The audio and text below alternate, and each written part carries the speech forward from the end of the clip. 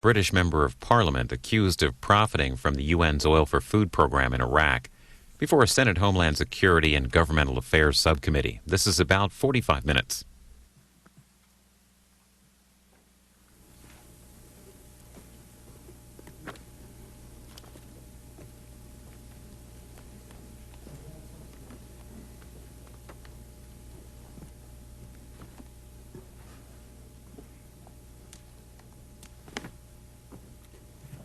Mr. Galloway, I'm pleased to have you before the committee today. What I'm going to do is briefly summarize the evidence before I give you a chance to give your sworn testimony.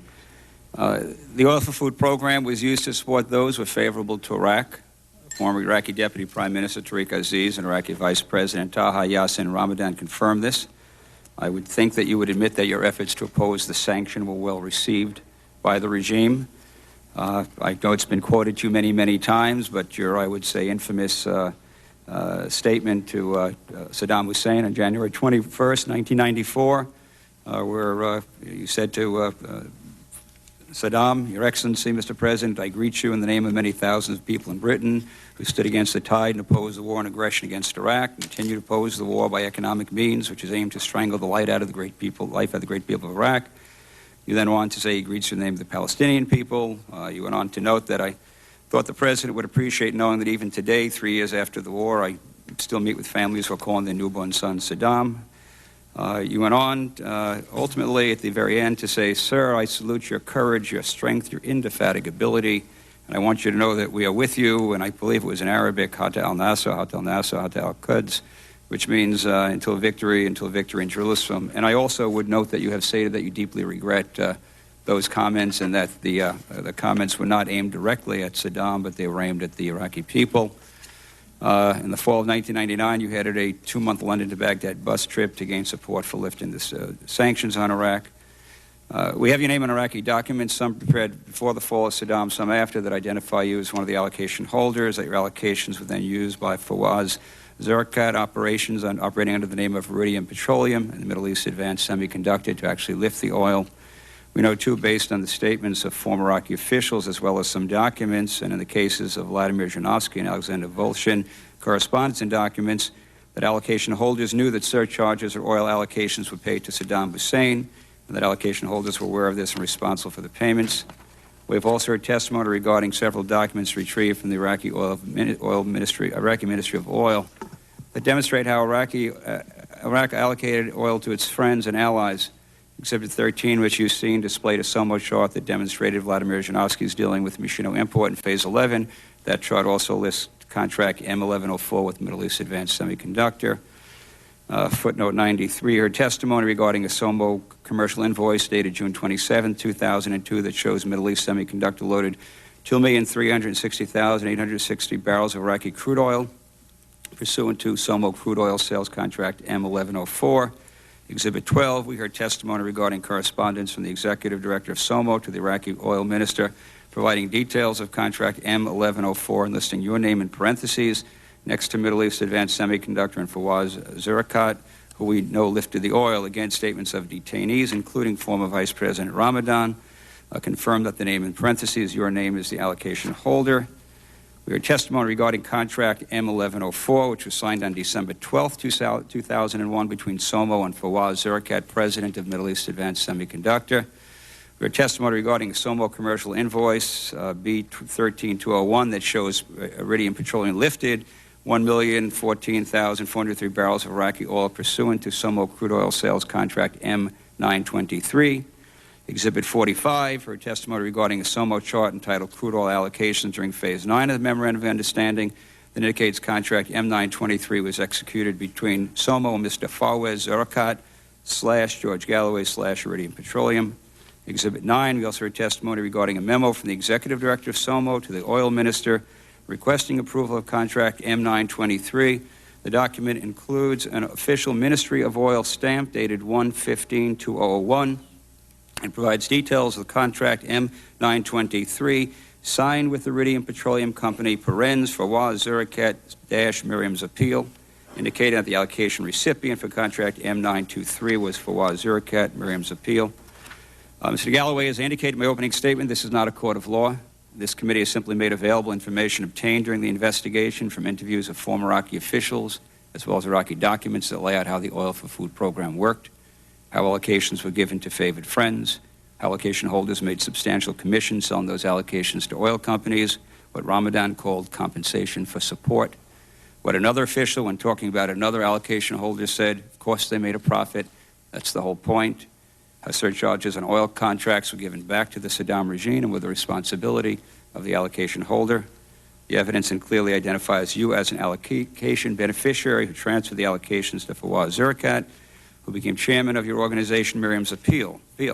Senior Iraqi officials have confirmed that you, in fact, received oil allocations and that the documents that identify you as an allocation recipient are valid.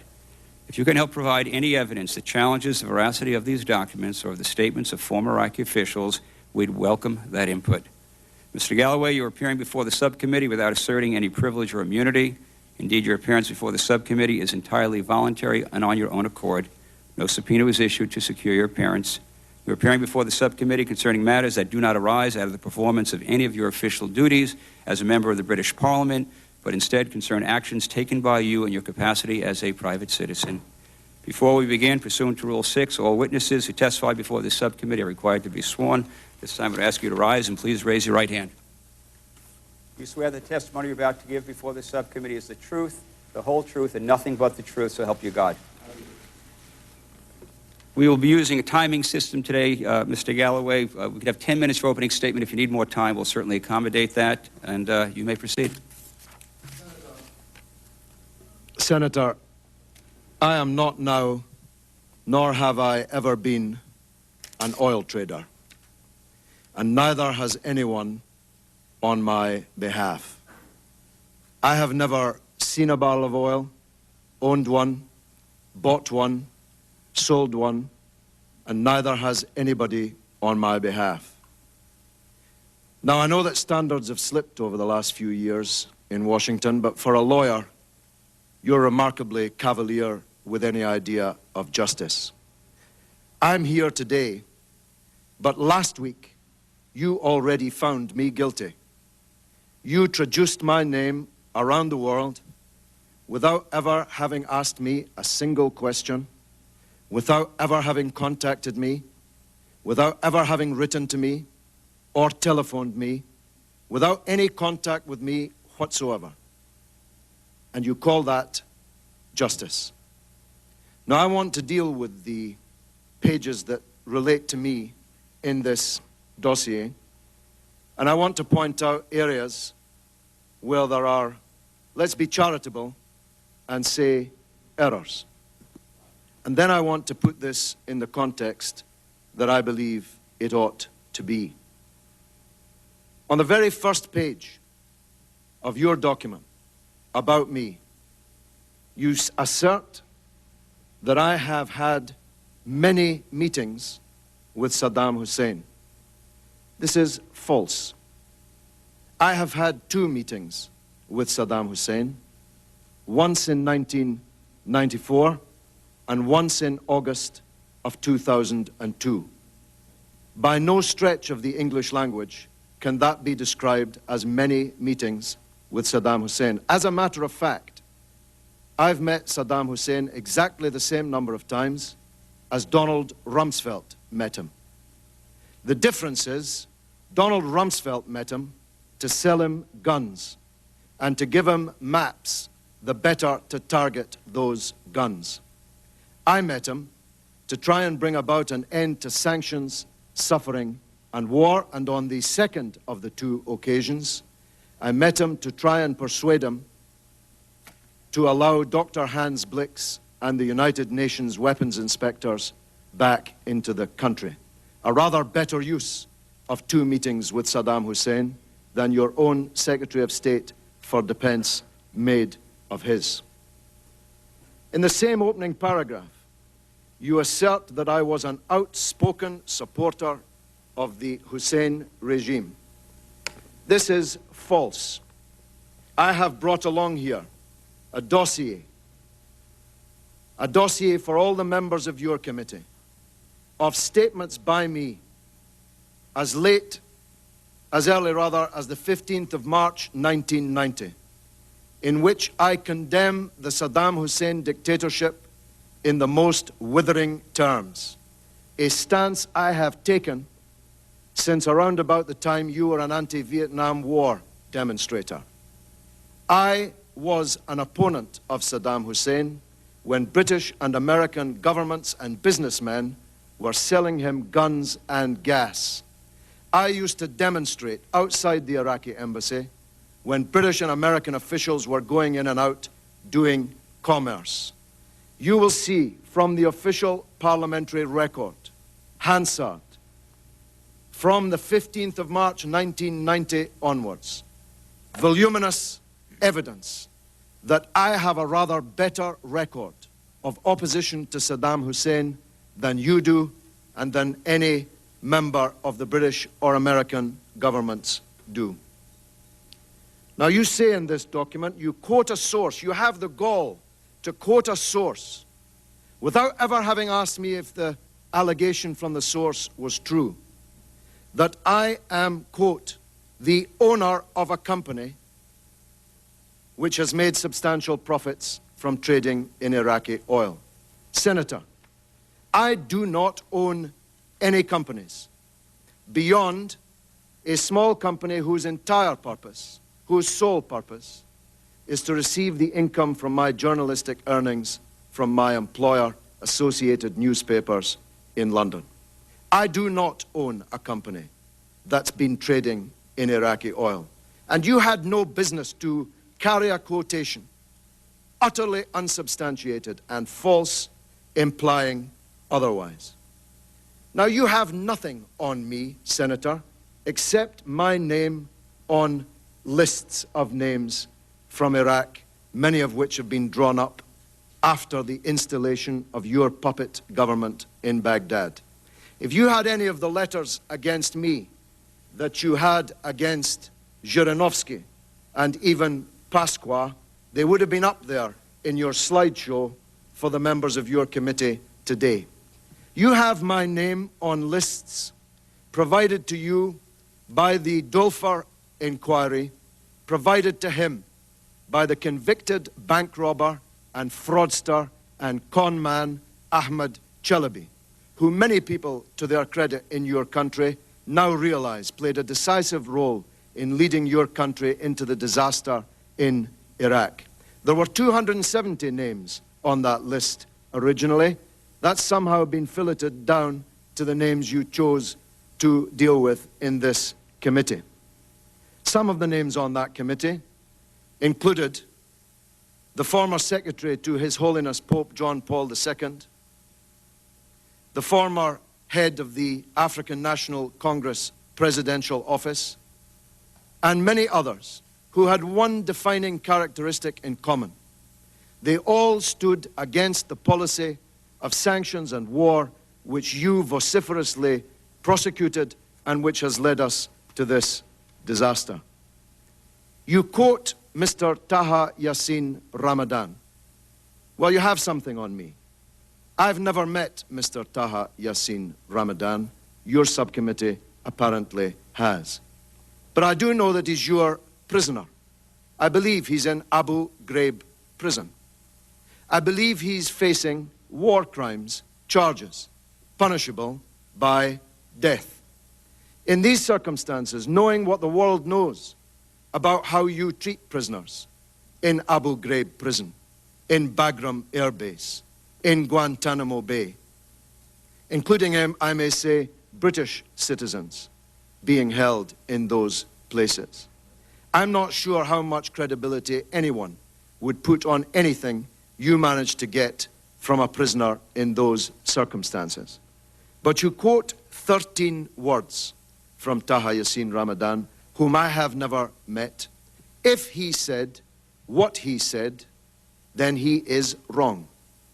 And if you had any evidence that I had ever engaged in any actual oil transaction, if you had any evidence that anybody ever gave me any money, it would be before the public and before this commitment today. Because I agreed with your Mr. Greenblatt Your Mr. Greenblatt was absolutely correct. What counts is not the names on the paper. What counts is where's the money, Senator? Who paid me hundreds of thousands of dollars of money? The answer to that is nobody. And if you had anybody who ever paid me a penny, you would have produced them here today. Now you refer at length to a company named in these documents as Iridio Petroleum. I say to you under oath here today, I have never heard of this company. I have never met anyone from this company. This company has never paid a penny to me, and I'll tell you something else. I can assure you that Iridio Petroleum has never paid a single penny to the Mariam Appeal campaign. Not a thin dime.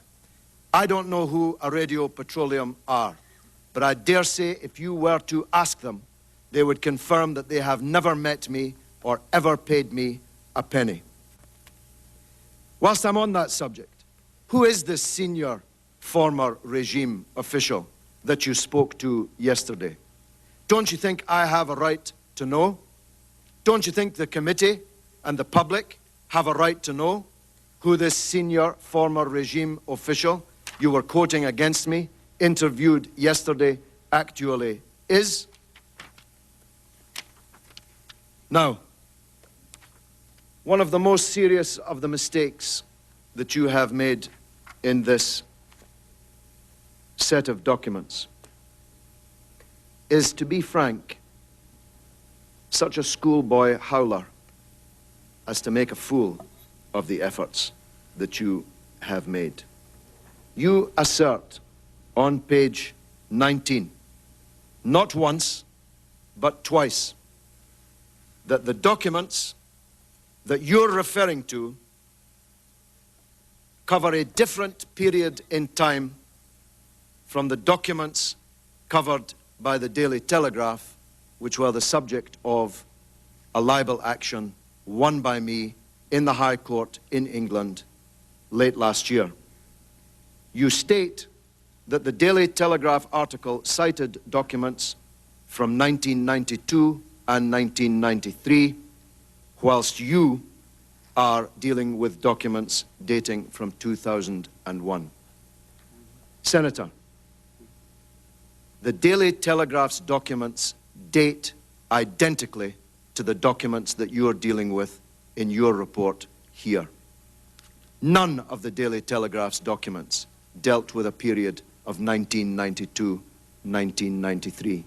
I had never set foot in Iraq until late in 1993. Never in my life. There could possibly be no documents relating to oil for food matters in 1992-93, for the oil for food scheme did not exist at that time.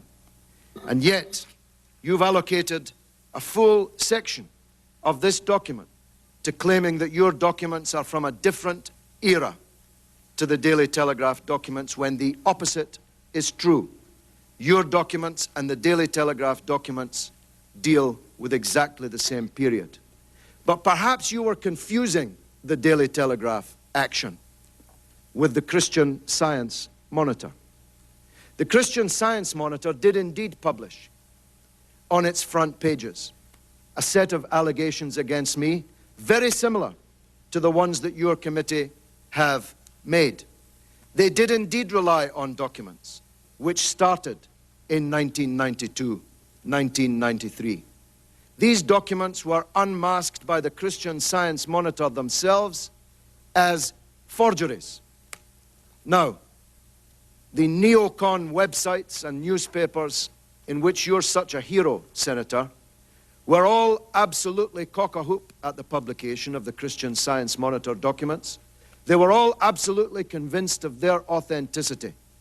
They were all absolutely convinced that these documents showed me receiving $10 million from the Saddam Hussein regime. And they were all lies.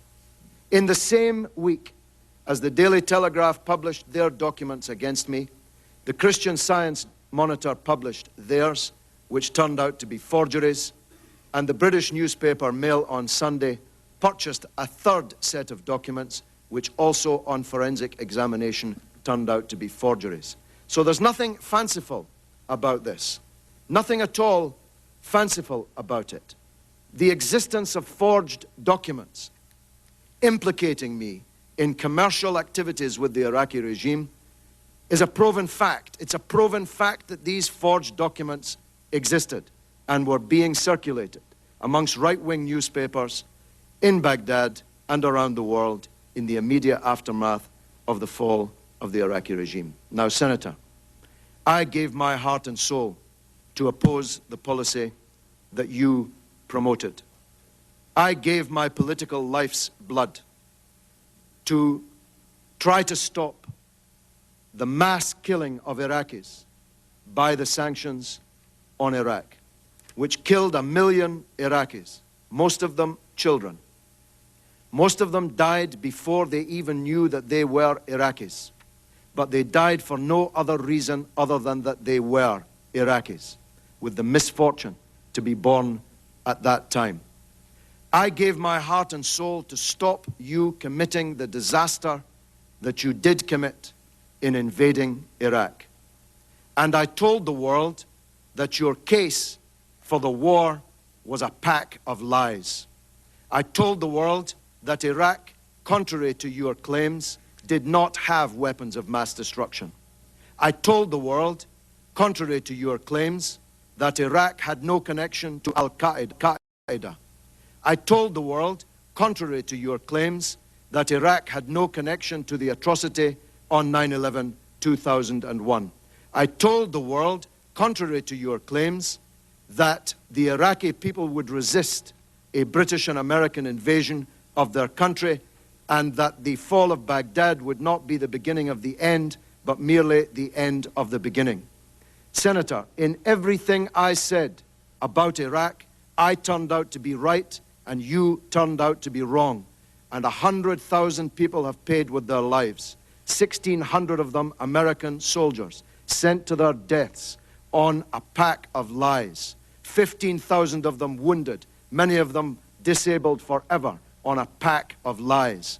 If the world had listened to Kofi Annan, whose dismissal you demanded, if the world had listened to President Chirac, who you want to paint as some kind of corrupt traitor, if the world had listened to me and the anti-war movement in Britain, we would not be in the disaster that we're in today. Senator, this is the mother of all smokescreens.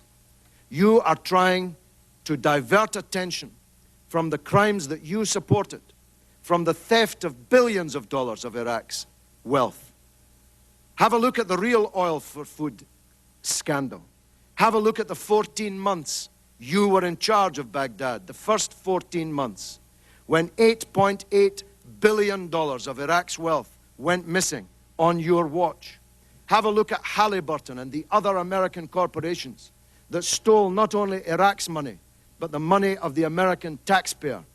Have a look at the oil that you didn't even meter, that you were shipping out of the country and selling, the proceeds of which went who knows where. Have a look at the $800 million you gave to American military commanders to hand out around the country without even counting it or weighing it.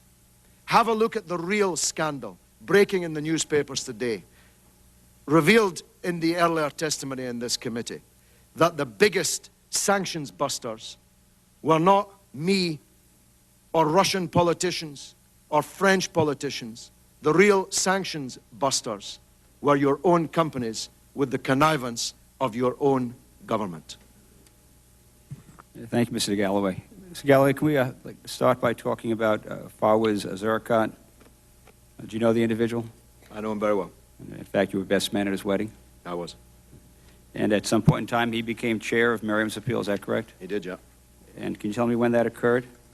I think in late 2000 or early 2001. Before Mr. Zerkat was chair of Miriam's Appeal, who had that position? I was the founding chairman. Was there somebody in between you and Mr. Halford? And do you recall when he had that position? I don't. Mr. Zarakat was a significant contributor to Miriam's appeal, is that correct? He was the second biggest contributor. The main contributor was Sheikh Zayed, the ruler of the United Arab Emirates, which you've glossed over in your report because it's slightly embarrassing to you. And the third major contributor was the Crown Prince of Saudi Arabia, which you've equally glossed over because it's embarrassing to you. And how much? Both of those individuals are your friends.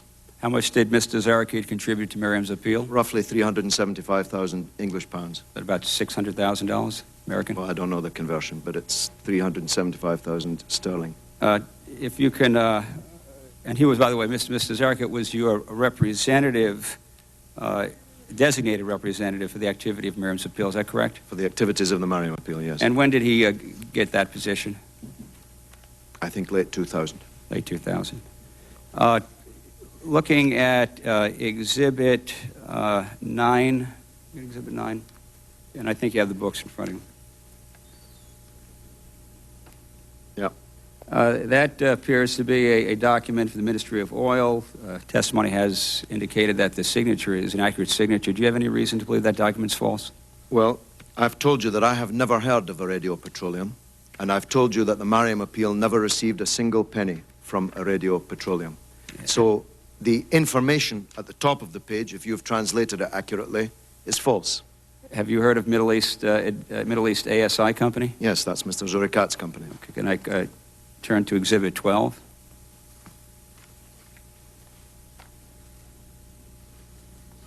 It's 12 or 11? Yeah, 12.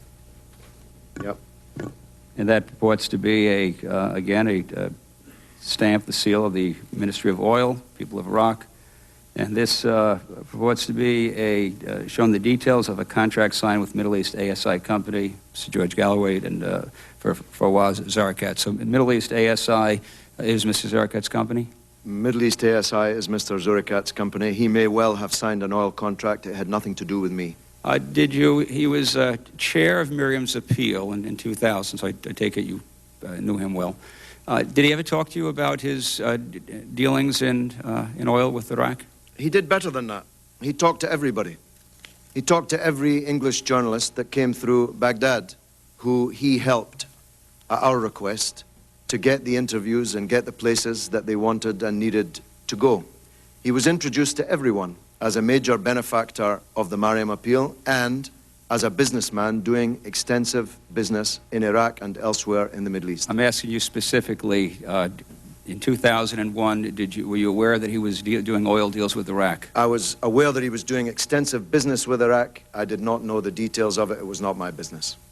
So this is somebody who's the chairman of your committee that you know well, and you're not able to say that he was... Well, there's a lot of contributors I've just been checking to your There's not many at that level, Mr. Galloway. Well, no, let me assure you there are. I've checked your website. There are lots of contributors to your political campaign funds. I don't suppose you ask any of them how they made the money they give you. Certainly not at $600,000 American. But let me again ask the question. The record is clear. I need to be clear on the record that you're not contesting then the validity of document 12, exhibit 12. You're indicating that Mr.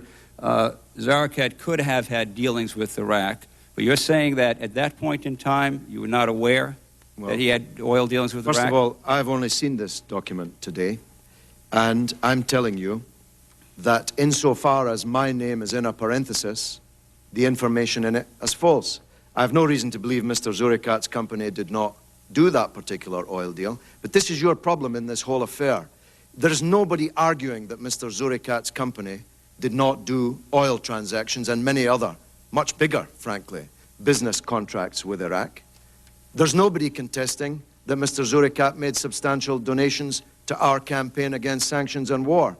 My point is, you have accused me personally of enriching myself, of taking money from Iraq, and that is false and unjust.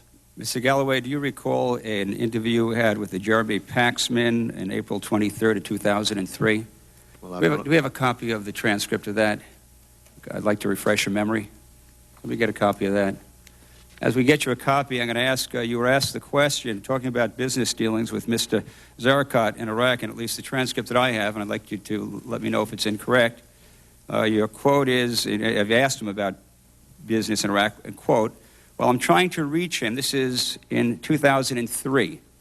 I'm trying to reach him to ask him if he's ever been involved in oil deals because I don't know the answer to that. So in 2003, you're saying you don't know the answer to whether he was involved in oil deals? Well, I told you in my previous two answers. I knew that Mr. Zurikat was heavily involved in business in Iraq and elsewhere, but that it was none of my business what particular transactions or business he was involved in, any more than you ask the American-Israel Public Affairs Committee when they donate money to you or pay for your trips to Israel, where they got the money from.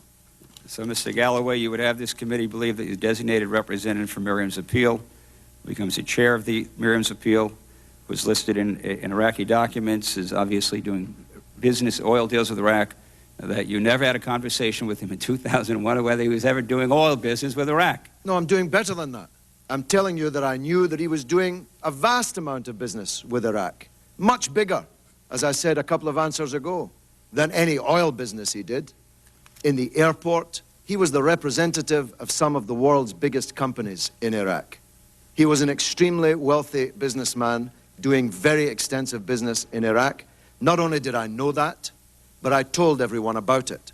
I emblazoned it in our literature, on our website, precisely so that people like you could not later credibly question my bona fides in that regard. So I did better than that. I never asked him if he was trading in oil. I knew he was a big trader with Iraq, and I told everybody about it. So in 2003, when you said you didn't know whether he was doing oil deals, were you telling the truth at that time? Yes, I was. I've never known until the Telegraph story appeared that he was alleged to be doing oil deals. But his oil deals are about 1/10 of the business that he did in Iraq. So I did better than telling people about his oil deals. I told them he was doing much, much more than that.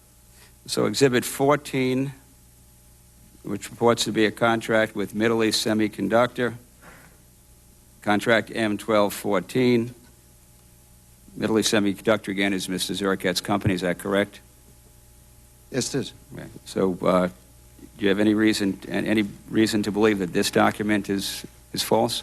Well, the parenthesis, if the parenthesis implies, as you've been arguing all morning that it implies, that this was being signed for by Middle East Advanced Semiconductors in order to pass the money on to me, is false. Mr. Zurikat and Middle East Semiconductors or any other company have never given me any money. And if they had, you would have it up here on a board and in front of the committee here.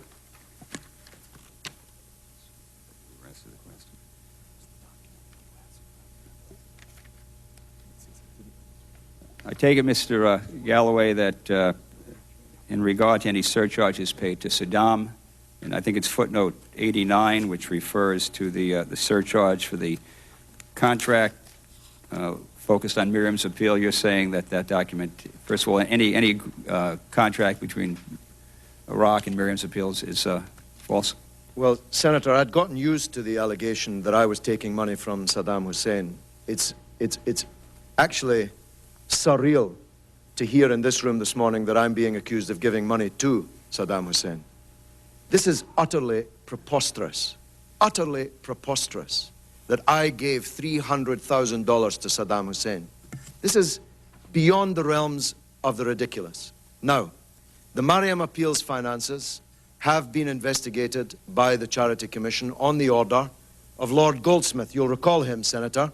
He's the Attorney General, practically the only lawman in the world that thought your war with Iraq was legal, thought Britain joining your war with Iraq was legal. He ordered the Charity Commission to investigate the Mariam Appeal. Using their statutory powers, they recovered all money in and all money out ever received or spent by the Mariam Appeal. They found no impropriety, and I can assure you, they found no money from an oil contract from Aradio Petroleum, none whatsoever. And the commission did not look at these documents relating to this contract with Iraq. No, but they looked better than that, Senator. I'm not asking you better. I'm asking the question Senator, whether they looked at these documents. Senator, you're not listening to what I'm saying. They did better than that. They looked at every penny in and every penny out.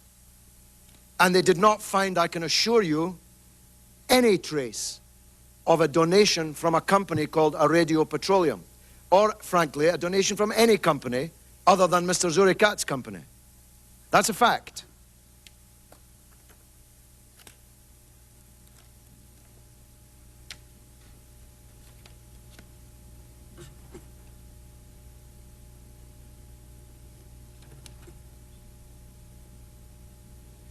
If I can get back to Mr. Zurigat one more time. Do you recall a time when you specifically had a conversation with him about oil dealings in Iraq? I've already answered that question. I can assure you, Mr. Zurikat never gave me a penny from an oil deal, from a cake deal, from a bread deal, or from any deal. He donated money to our campaign, which we publicly brandished on all of our literature, along with the other donors to the campaign. Again, Mr. Galloway, a simple question. I'm looking for either a yes or no. Do you ever have a conversation with the Zurikat where he informed you that he had oil dealings with Iraq? Yes or no? Not before this Daily Telegraph report, no. Senate 11? Thank you. Thank you, Mr. Galloway. Mr. Galloway, could you take a look at the exhibit number 12?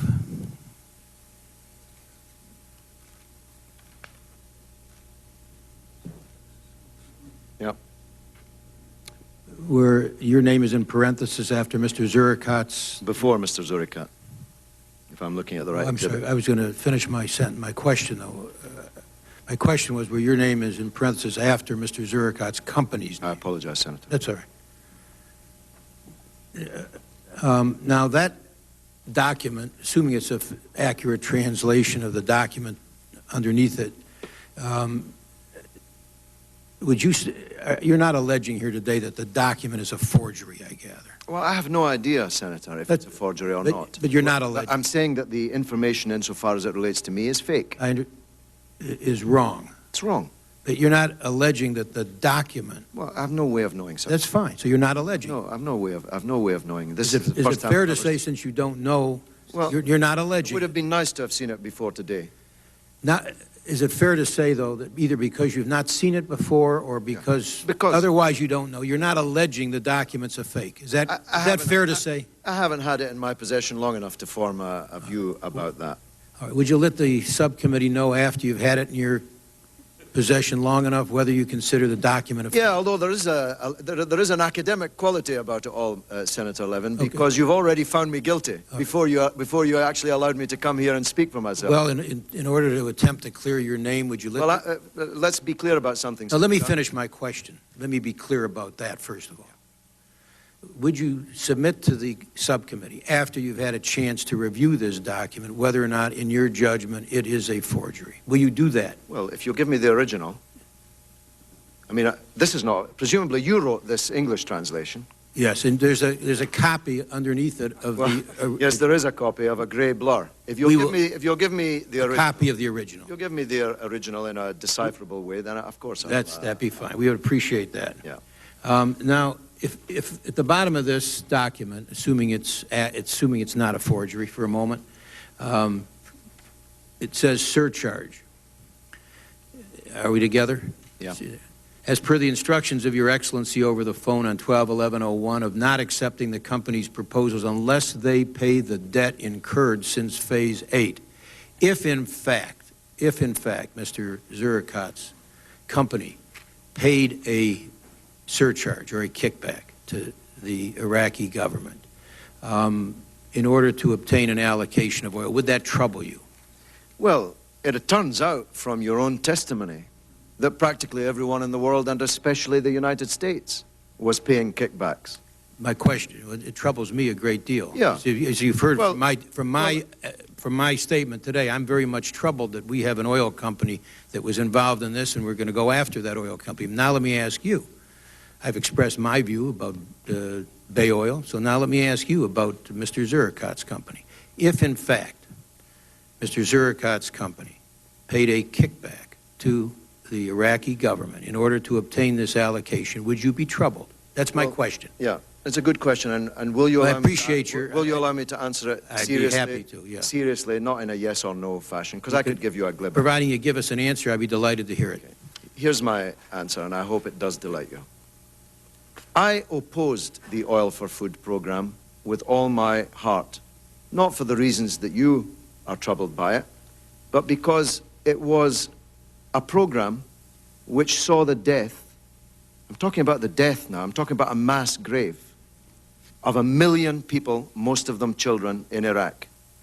The Oil for Food program gave 30 cents per day per Iraqi for the period of the Oil for Food program. 30 cents for all food, all medicine, all clothes, all schools, all hospitals, all public services. I believe that the United Nations had no right to starve Iraq's people because it had fallen out with Iraq's dictator. David Bonnier, your former colleague, Senator, whom I admired very much, a former chief whip here on the Hill, described the sanctions policy as infanticide masquerading as politics. Senator Coleman thinks that's funny, but I think it's the most profound description of that era that I have ever read. Infanticide masquerading as politics. So I opposed this program with all my heart. Not because Saddam was getting kickbacks from it, and I don't know when it's alleged these kickbacks started. Not because some individuals were getting rich doing business with Iraq under it, but because it was a murderous policy of killing huge numbers of Iraqis. That's what troubles me. That's what troubles me. Now, if you're asking me, is Mr. Zurikat in some difficulty, like all the other companies that it would appear paid kickbacks to the Iraqi regime? No doubt he is, although it would appear he's quite small beer compared to the American companies who were involved in the same thing. Now my question. That's what I told you. What troubles me, I'm asking you. Would it trouble you? My question now that you've given us your statement about your feeling about the Oil for Food program, my question is, would you be troubled if you knew that Mr. Zurikat paid a kickback in order to get an allocation of an oil contract? That's a very simple question. It's Mr. Zurikat's problem, not mine. It would not trouble you. It's Mr. Zurikat's problem, not mine. And so that if a kickback, which was illegal under international, now you may not agree with the UN, but that's the international community that you're attacking, which is fine. You're entitled to do that. You're entitled, and I'll defend your right to do it. But you're attacking a UN program, which is your right to do, which was aimed at providing humanitarian assistance to try to alleviate the problems that the sanctions provided, which is your right to do. But my question, which you are so far evading, is, would you be troubled if that UN Oil for Food program was being circumvented by the kind of kickbacks which were taking place and being given to Saddam Hussein in order to obtain allocations under that program if Mr. Zurikat participated in that kickback scheme which violated the UN saying, you may not have agreed with it, but it violated the program. Would it trouble you if he violated that UN program in that way? That's my question. Senator, there are many things. I know other things trouble you, but can you just give us a straightforward answer? You've given us a long explanation of other things that trouble you, which is your right. Now I'm asking you whether that troubles you. It troubles me that it might put him in difficulty. It troubles me that it might now lead to a prosecution of him. It troubles me that this will be further smoke in the smokescreen. But I, root and branch, opposed this Oil for Food program. There's a lot of things you oppose, but you don't believe should be circumvented in illegal ways, isn't that? Well, please, Senator, you supported the illegal attack on Iraq. Don't talk to me about illegality. Sorry about that, I didn't. But that's beside the point. Well, that's beside the point. You're wrong on your facts. I'm collectively talking about the Senate, not you personally. Well, it's okay. That's all right. Let me go back to my question. I don't want to get. I don't want to get involved. I don't want to get involved in. Why not? You want to talk about illegality? No. You launched an illegal war which has killed 100,000 people. Let's try. You want me to be troubled about? No, I want you to answer. I want you to answer questions which are fairly put and directly put to you. Now I'll ask you two last questions. If Mr. Zurikat's contributions to Miriam's appeal came from the sale of oil, or his share of a sale from oil, which he was able to obtain because he paid a kickback in violation of the UN program, would that contribution trouble you? That's my question. Well, Senator, If you can't give a short answer... I'll give as short as I can, and I appreciate your fairness in this. Fundraising for political purposes is seldom pretty, as any American politician could testify. I took the view, I can be criticized for it, have been criticized for it, that I would fundraise from the kings of Arabia, whose political systems I have opposed all my life, in order to raise funds for what I thought was an emergency facing a disaster. And I did not ask Mr. Zuricha which part of his profits from his entire business empire he was making donations to our That wasn't my from. question. My question Well, was, my question is, would it trouble you if you found that out? And it's okay. You're not going to answer it. It's clear to me. I want to go to my next question. All right. All right. You're just simply not going to answer it. I will say, American politicians who find the source of money after it's given to them is troubling. When they find out something they didn't know afterwards, frequently will, and hopefully I think always, but at least frequently, will return that money, will say they disagree with the source of the money. Hopefully all of us will do that, but whether or not we all live up to that standard, you clearly do not adopt that as a standard for contributions to Miriam's appeal. You're not going to look at the source of the money. You're just simply going to accept the money, and you've made that clear. I want to just ask you about Tariq Aziz. Yeah. Tariq Aziz. You've indicated who you didn't talk to and who you did talk to. Did you have conversations with Tariq Aziz about the award of oil allocations? That's my question. Never. Thank you. I'm done. Thank you. Just one follow-up on the Tariq Aziz question.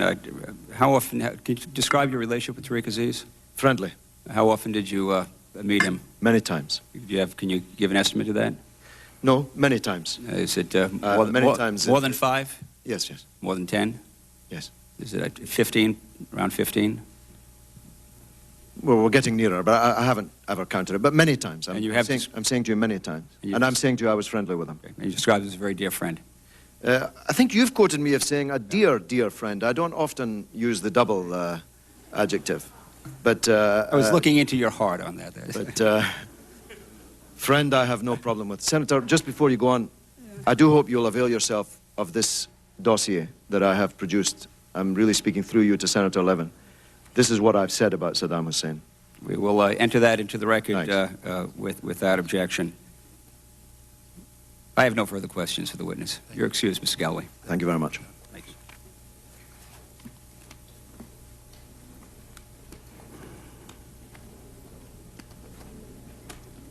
Was there a vote on it? Did we have a vote? Take a look at that. It's either a recess or a vote. Huh? Looks like either a vote or a recess. 15-minute vote at 12:06. What? 15-minute vote at 12:06. We have a vote. The hearing will be recessed. We have one more panel. We'll be recessed for 20 minutes.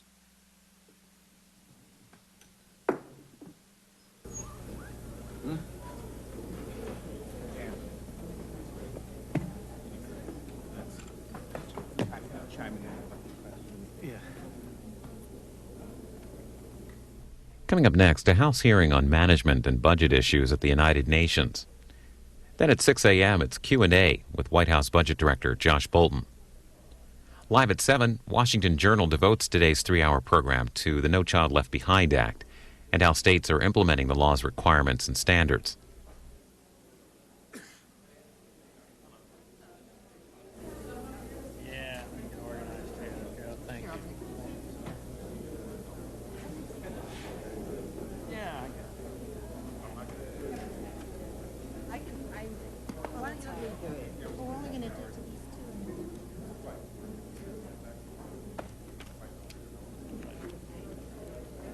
Secretary of State Condoleezza Rice on U.S.